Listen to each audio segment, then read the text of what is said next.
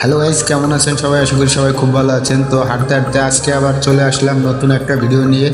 তো ভিডিওটি কিন্তু মূলত একটা ধানের জমি নিয়ে, আর জমিটা ছিল আমারই। তো দেখেন কি সুন্দর পরিষ্কার পানি নামতেছে।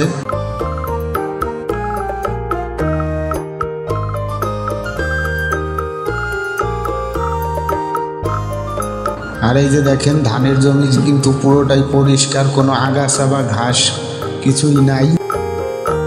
আর ধানের পাতাগুলো কিন্তু একটু মরচে মরচে ভাব হয়ে গেছে।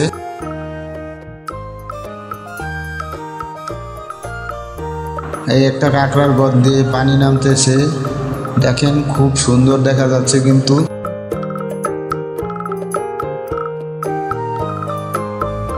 তো এই কাঁকড়ার গদ দিয়ে কিন্তু এই পাশের যে জমিটা, এই জমিটায় পানি ঢুকতেছে, আপনারা দেখলেন। কিন্তু এই দেখেন এই যে ধানের পাতা কিন্তু অনেকটাই রোগবালাই আক্রমণ শিকার হয়েছে।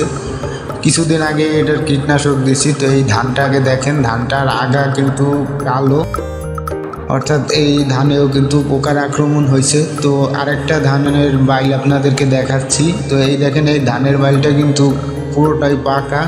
আসলে কিন্তু এটা ব্লাস্টার পোকার আক্রমণের শিকার হয়েছে, এই কারণে এটা পাকা দেখা যাচ্ছে। আর বাকিগুলো কিন্তু আধা পাকা অবস্থায় আছে। আর কিছুদিন পরেই এই ধানগুলো কাটা হবে।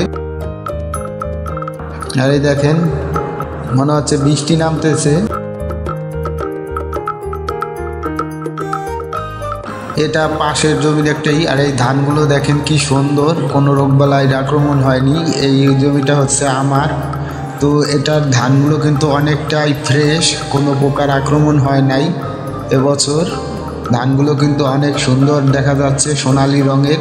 তো আধা পাকা অবস্থায় আছে, উপরে কিন্তু একটা একটা পাতা উঁচু হয়ে আছে। তো এই দেখেন ধানগুলো।